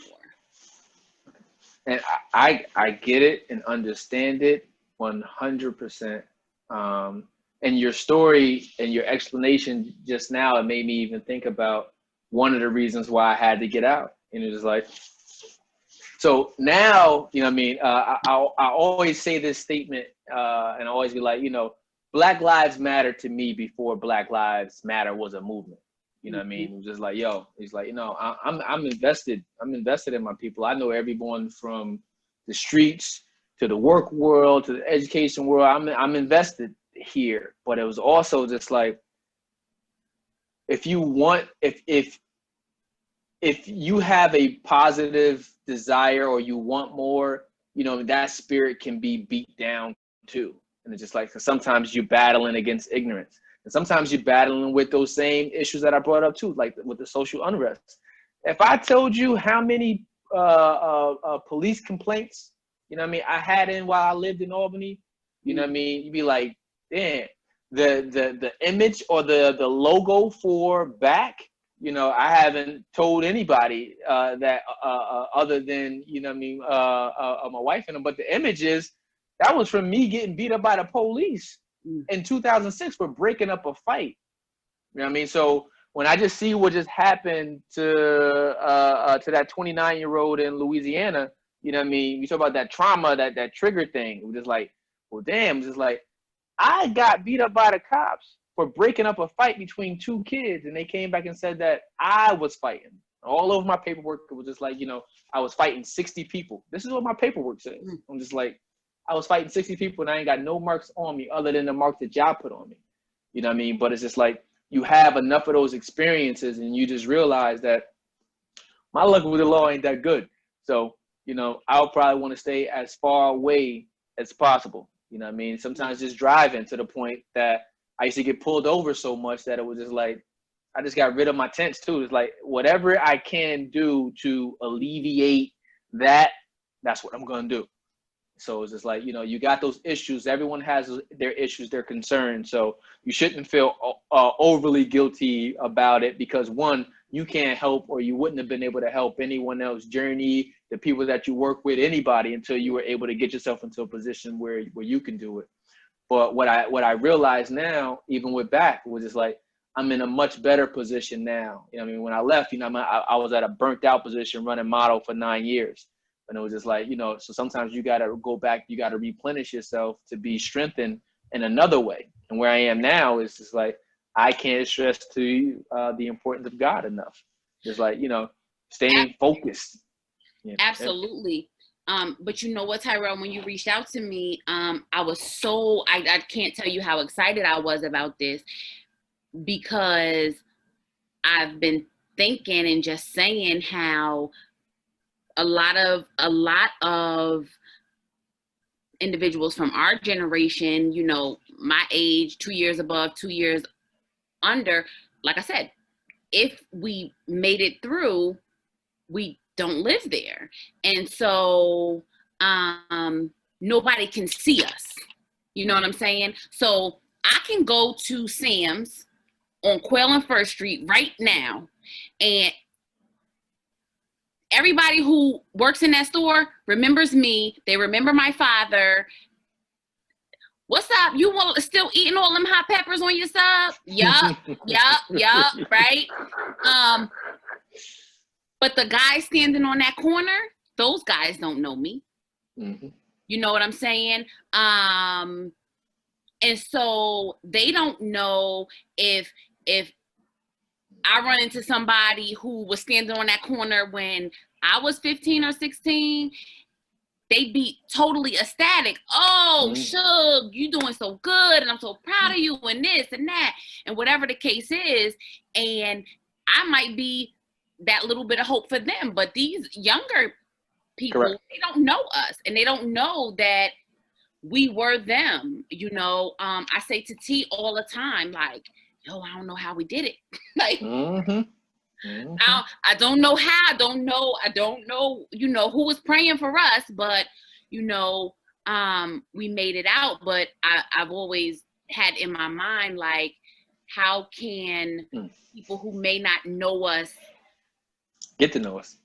Exactly, or know our story or see. Because if you think about when we were in that position, like, I didn't know anybody who went to college. Mm-hmm. I didn't know anybody who went to college, you know, so there was nobody to tell me, oh, you should go to college and this is how you do it, you know. Even people who left for other reasons, you know, Nick is my brother for life, right? Mm-hmm. And he has moments of sensitivity. Maybe he'll watch this, but he said to me a few years ago, he was like, "Shug, you know, you saved my life." And I'm like, "What? What are you talking about?" He was like, you saved my life. He had got into a bad altercation and got, you know, hurt up, and he was coming down here to go to my senior senior ball at Morgan with me. We was doing a whole prom reincarnate, and he came down here with me, and he never went back to live in Albany. Nice. He stayed in Maryland. Been working the same job since 2004. You know what I'm saying? Doing his thing in a right way, and I never thought about it like that. Never thought about it like that. But on the flip side, it is a little disheartening to me that some of us, you know, to feel better or to do better, we had to leave. Correct. You know what I'm saying? And I wish, and I'm hoping, and I'm so excited, and I'm hoping that this back and the project opens up doors for a lot of us to connect, so that we can give back and we can pour back into Albany, even if it's in a way that's in distance.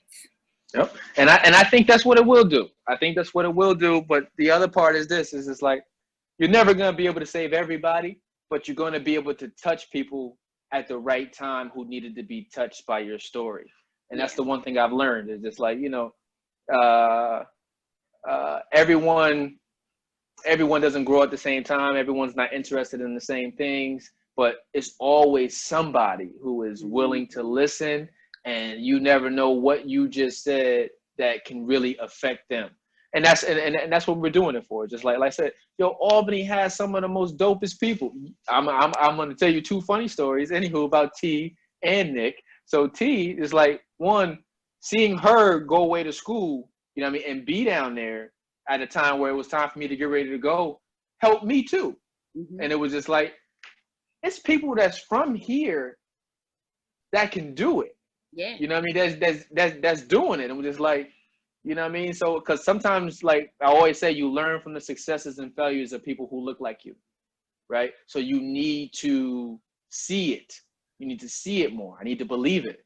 You know what I mean? Nick, for years, when I used to come down to Baltimore, I would always call Nick, to the point that I stopped calling his butt, because he would give me the same thing. Yo, Rel, I'm at work or whatever. And I'd be like, yo, nobody works this much.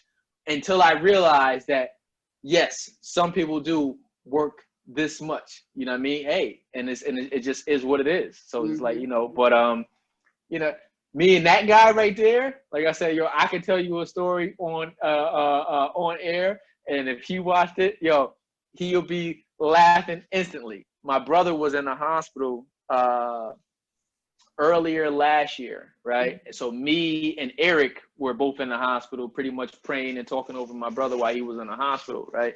And we just telling stories. And it was through talking to Eric that I learned so much more about Rick and Nick. And I've been around them dudes for years that I never knew. And it was just like, as an adult, as a mature person, you can start to look at things a little bit differently than just the shell. Yeah. You know what I mean? So, but it was just like, I told Eric a story, and he ends up calling Nick, and the dude just bust out laughing. He's like, Ray, I can't believe you told him that story. It was like, you know what I mean? And it's like, that's the dopeness that you want people to hear. So we want people to be able to know that you can go to First and Quail. It's like, this was my block. I feel so removed when I walk up to Judson and Second. Like, dude, this was my block. It's like you said, you can go into the corner stores. They'll call me Shea Booby in the corner stores, to the point for years, even being gone, they would treat my mom with the utmost respect. They'd be like, hey, how's Shea Booby doing? I go there, they give me my beef patty, the cheese and cocoa bread the way I want it. Cheese and cocoa bread, you know what I mean? It's like, look, and I like mine a certain way too. Take my meat out the shell, put my meat on the cocoa bread and the cheese, and let that thing melt. Listen, I'm telling you, Albany, I'm putting y'all on to some game right now.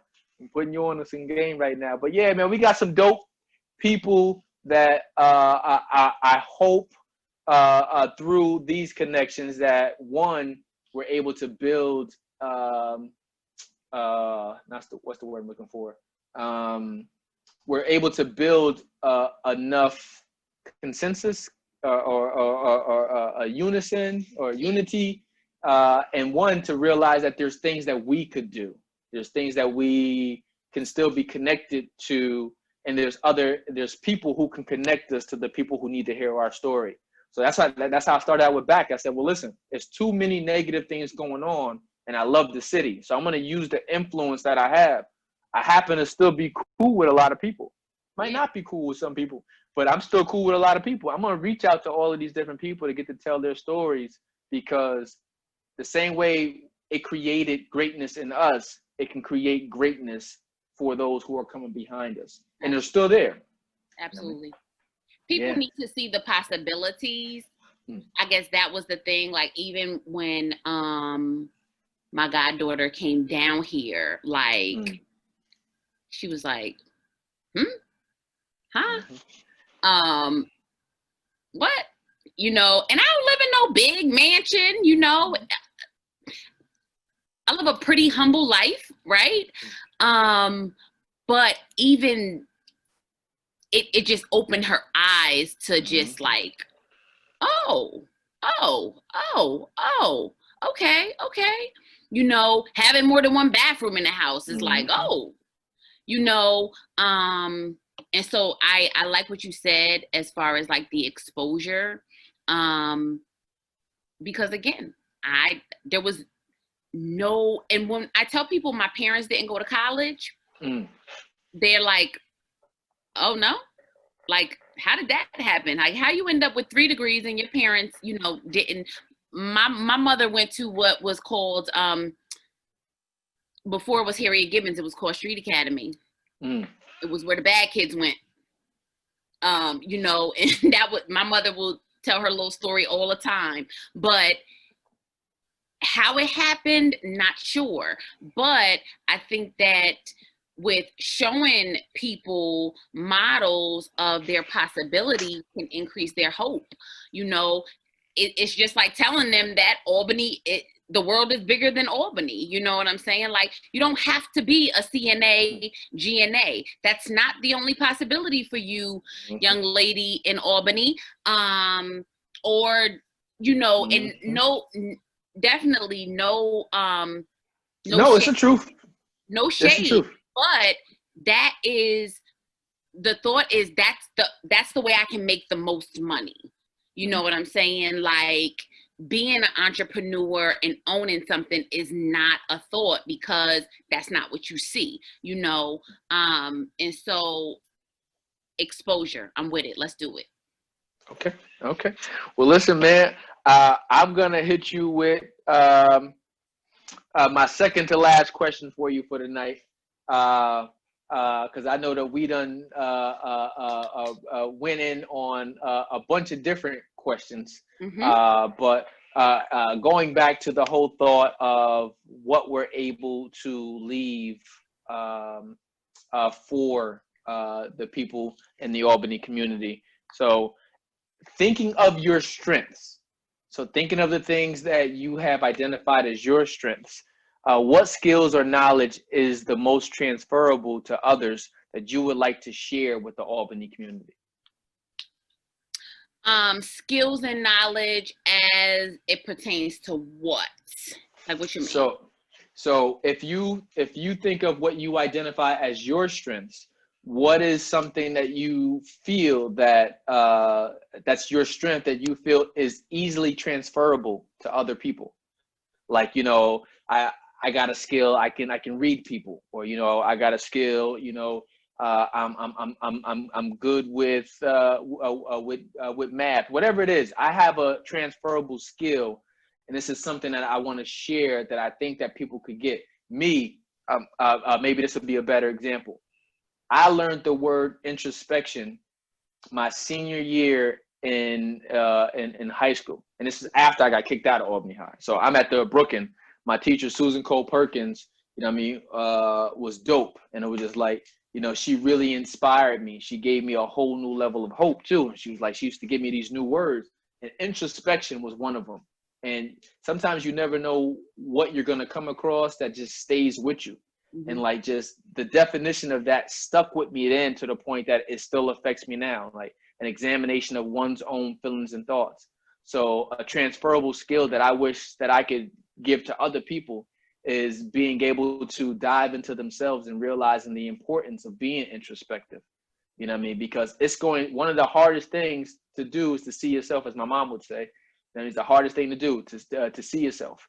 But if you can go through that process of seeing yourself, you could develop yourself and you can be better.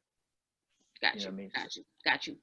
And so before you finished your question, the first word that came to my mind was engagement. That is my strength as a therapist, is engaging people. I'm not a talker. I don't consider myself a talker, Tyrell.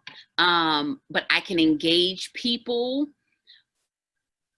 so much that I can connect to all different types of people. Engaging and just listening. You know what I'm saying? I think that there are so many people who just don't listen, you know, and if we listened a little bit more, we probably could help a little bit more. You know what I'm saying? You could ride down any block. You could ride down any block in Albany, in Baltimore, and I could stop and I could probably engage the individual standing on that corner, and they will start to talk to me in a way that I would gain some insight on how I could help them. Nice. At any point in the day. And so I think that ends up being really, really important, because otherwise, Tyrell, what you have people doing is doing what they think will help the problem, as opposed to trying to understand what the problem really is. I think you just helped me figure out something for you. Engagement is your word, right? Engagement is your word. So you also said that, you know, there was a particular population you always wanted to work with, right?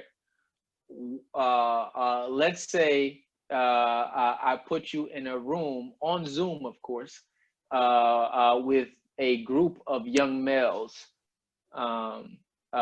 in dire need of someone to engage with them. Would you be interested in that?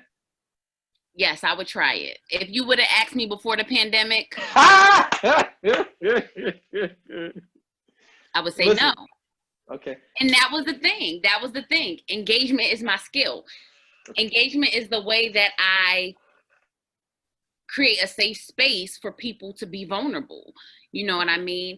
And I did not think I could do it this way. Okay. And so even at the beginning of the pandemic, Tyrell, even though I was doing telehealth, I was only doing telehealth with clients who I already had an established relationship with. So I haven't seen you in I don't know how long, but I have an established relationship with you. So having this dialogue is extremely easy, right? Yeah. I wouldn't take new clients. And then I got to the point maybe in like May, they wouldn't stop calling. They was calling and calling, leaving message after message. And I have a heart. So once you leave me 2 or 3 messages, I'd be like, okay. And so then I opened up to taking new clients individually, right? Then I had a whole bunch of couples. And I'm like, I'm not doing couples. I cannot facilitate couples counseling. Oh, I heard that one. It said, listen, let me go ahead and shorten this up for you right now. Don't waste your money. I'm going to tell you right now. Right. But I gave in. So I got a couple new couples I'm working with, and it's not, I'm still able to do it. I just, again, engage in people. Okay. And one, I didn't mean to limit it earlier. I think it becomes second nature to me to only focus in on young males, but because there is a population of young women that will need it too. But one, I'm just trying to always, it's the way my brain works. You know what I mean? How to bridge the gap. We'll figure it out either which way. You know what I mean? Right. Last question for you for the night. Are there any resources, apps, books, podcasts, things that you watch that are... Sorry about that. I don't know. Yeah, somebody was trying to call. Are there any resources, apps, books, podcasts, social media accounts that you follow that you would recommend outside of the real therapist for the culture, everyone definitely got to check into the podcast for that. And it is definitely a food for the soul. But anything else that you would recommend to the Black community to check out that has been inspirational or helpful for you? Let me think. So Tyrell, I don't watch anything. Okay. The pandemic has allowed me to watch things. People are like, oh, did you watch? Oh, do you see? The pandemic, Tyrell, is the only reason I went through all the seasons of Power. You missed Power? I did. Okay. I did. Right now, I'm fighting the Insecure battle. So everybody's like, you're not watching Insecure? And I'm like, no. Does your wife watch Insecure? Don't worry about my wife. You shouldn't even skipped over me. Do I watch Insecure? What's wrong with you? I watch Insecure. We watch Insecure together. And let alone, don't let one of us try to sneak watch an episode without the other one, because it's an argument, period. So you don't skip over me. I watch these things. So I don't watch Insecure, and everybody's like, well, I just want your perspective as a therapist. And I'm like, that's exactly why I can't watch Insecure. You know, I said, why do you like it? And everybody says, it's so relatable. It's just so relatable. And I'm like, it is relatable, right? It's just not entertainment to me, because this is what I deal with all day long. Okay. In real life. And so it becomes work to me. Okay. Right. And so when I'm watching it, I'm not just enjoying, I am thinking about how to help, or what I would say, or whatever. It becomes work for me. So it's hard for me to watch. But yeah, I don't watch much TV. So I'm just getting on the bandwagon. Like, I did finish Power. I shouldn't have watched Power, Tyrell, but that's a whole. I shouldn't have. I couldn't get away from it, but it gave me nightmares. Like, it was. I just couldn't. Whatever. But let me think. Yo, Tyrell. Power is the best thing next to The Wire for me. Wire was my joint. So I've never watched. I've tried to watch The Wire several times, and probably halfway through season 1, never could watch the rest of it. Listen, I'm gonna, if I still had, because I had the whole HBO box, right? And so that was my joint, and it was too funny. It was like, I blame my wife for this all the time, because she made me get rid of all my DVDs and stuff. I'm just like, Tyrell, everything is streaming. We don't need this no more. I'm like, girl, do you know how much money I invested in this collection? You better get out of here. So I let her talk me out of giving my DVDs away. So my neighbor has them. And to be honest, if he hears this podcast, he'll be like, I secretly despise him now, because I know he has all my collection of DVDs. But I managed to hide all my CDs. And he was like, I ain't getting rid of these. So, but The Wire was one of the ones that I ended up giving. I would recommend that to you, because The Wire is so dope. Not even just for a show, for real life. Season 4 of The Wire, I used to let the kids in model watch, and we would go over on Monday nights different episodes of season 4, because it talked about the politics of why their schools were the way that they were, why the communities were the way that they were, how young kids who don't even have an interest in the street can now become consumed and become some of the most vicious people out here. The Wire was dope. But that's why it's hard for me to watch The Wire, because I have worked for several Maryland state agencies. And so I've had connections to the Baltimore City Police Department. I've had connections to Department of Juvenile Services, Department of Social Services, and I know firsthand of the politics. And I know firsthand of how hard it is, which is why I don't work for a state agency anymore, how hard it is to evoke change under those type of entities. Correct. Because you got to play the politics of it. And so it's more frustrating than anything, because I know why this little kid is robbing, the little kid from around the corner. And I know how they're getting set up to do this, and you know, the circumstances of their life are kind of shaping them to be this way. And so that's why it's really hard for me to watch The Wire, because again, I go into work mode. I worked in central bookings. I forgot. I worked in central bookings, doing mental health assessments. I was there too, though. Oh my God. Listen, yeah, I was there too. Once again, you know what I mean? One of those bad interactions with the law, an experience that has forever shaped me to this day. Horrible, you know what I mean? Right? Horrible. And it wasn't until watching The Wire in one episode, I'm seeing the dude Bodie come from out of it. I was like, oh, that's the same place. This is like, so, but yeah. Absolutely. And so I like, and I would suggest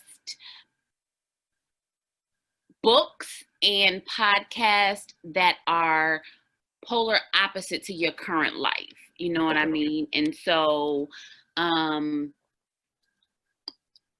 like listening to some ratchet podcast. You know what I'm saying? Like, just to have the conversation going and keeping light of things sometimes.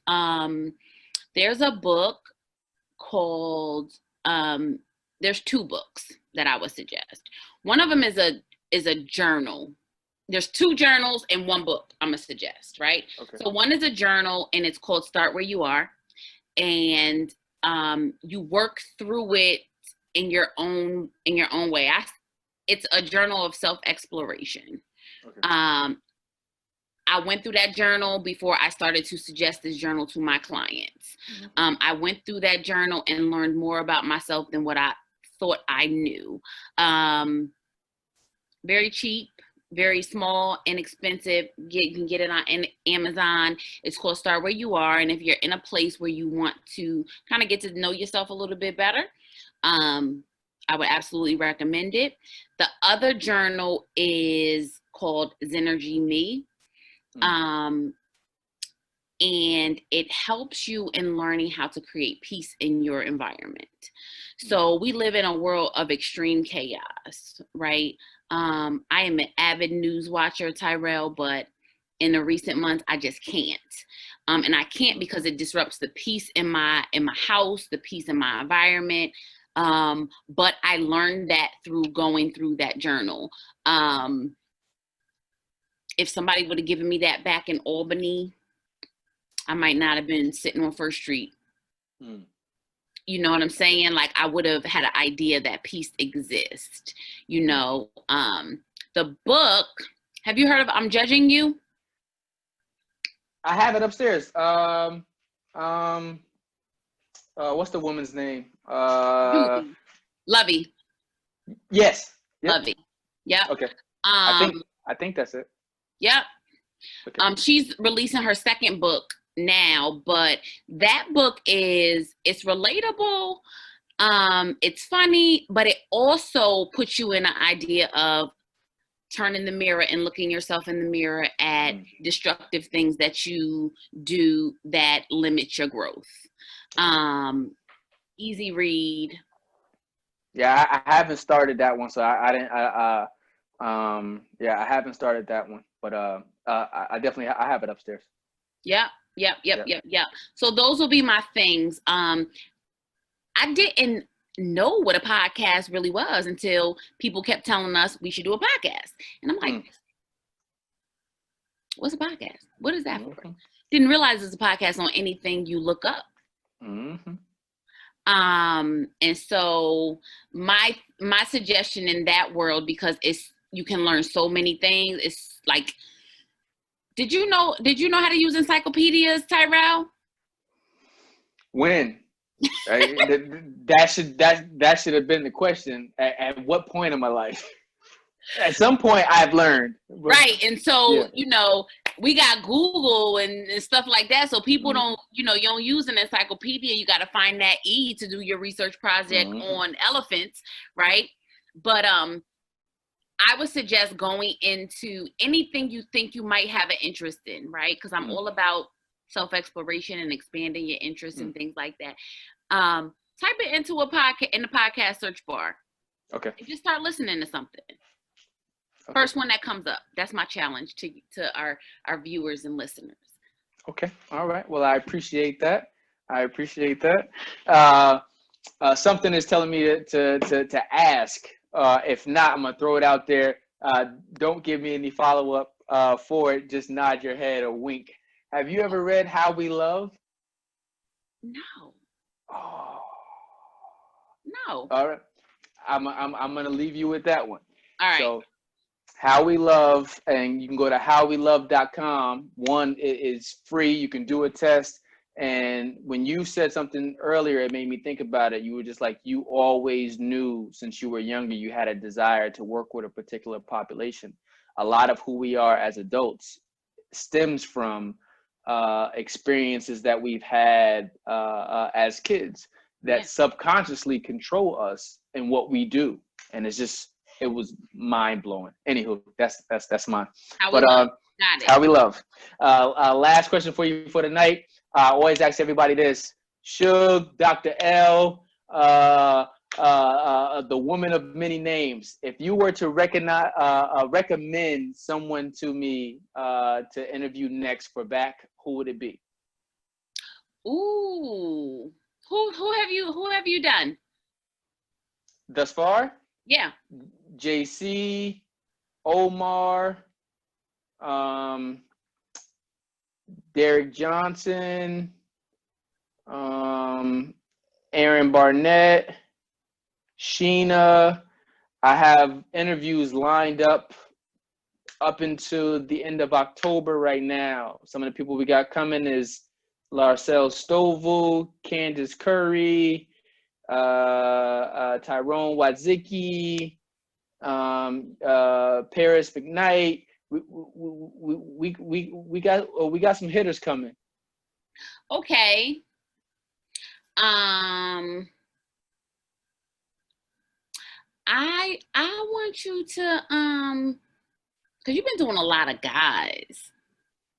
That don't you hold me to that, woman. That was primarily because one, I said this interviewing with Sheena the last time. It was only because initially when I had the idea, it was two people I wanted to do first. It was JC and Sheena.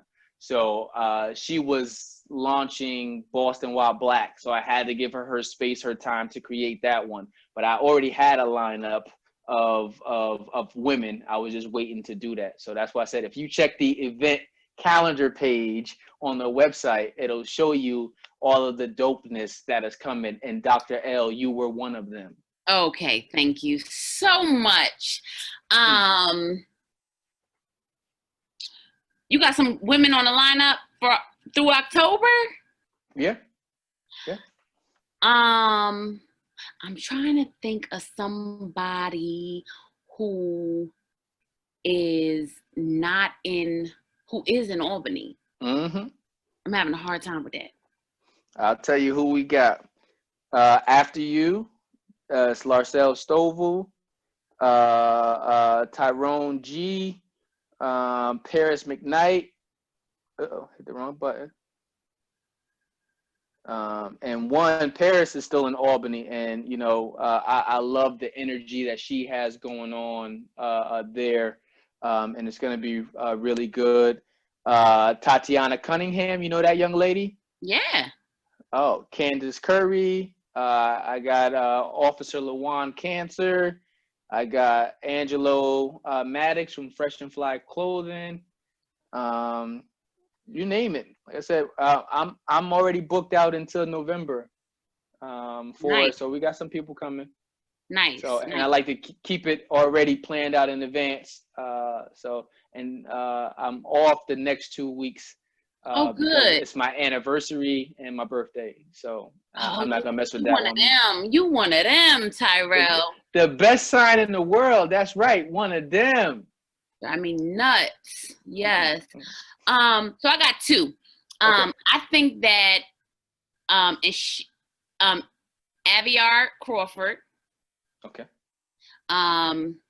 Is that Alpo? His wife. Gotcha. Yep. I believe she's a nurse. Okay. And she seems to be building a nice family in Albany, right? And Lionel Chalmers. Okay. If you can get Lionel. Yeah. But yeah, listen, I think that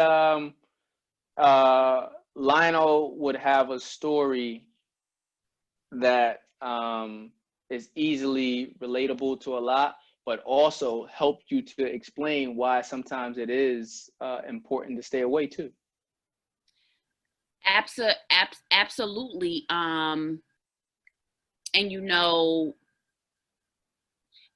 some people look at him like, oh, you know, the kid who went to, because he didn't go to Albany High, right? He ended up over there though. He ended up there. He ended at Albany High, but he didn't go to Albany City Schools with us, but he was not like removed from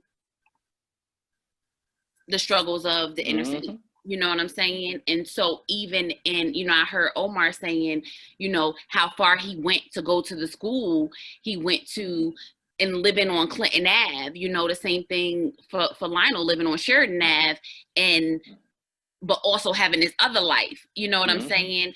And so I think that those are the two people. Okay. All right. Well, I appreciate it. Here's the reason why I said his would be dope too, is because, it's a balance of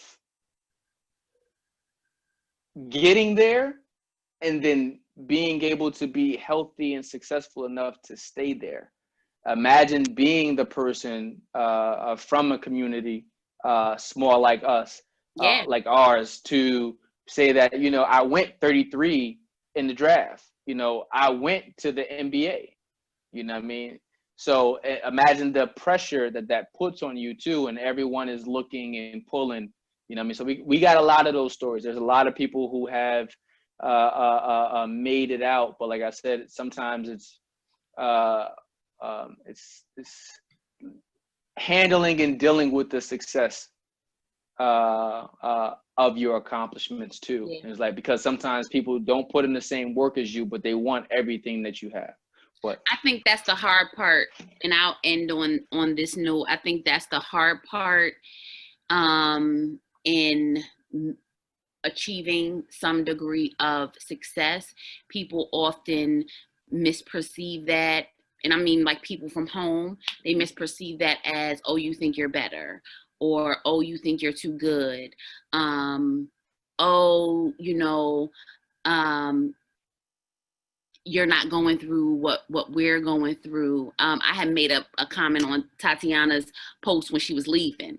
I'm like, yo, it's hard, right? Stay connected. And if you stay connected, you will forever be reminded of why you left, right? You know, and don't feel guilty. Like you said, you know, don't let anybody make you feel guilty about what you've worked to achieve. And sometimes that's where it becomes hard. You know what I'm saying?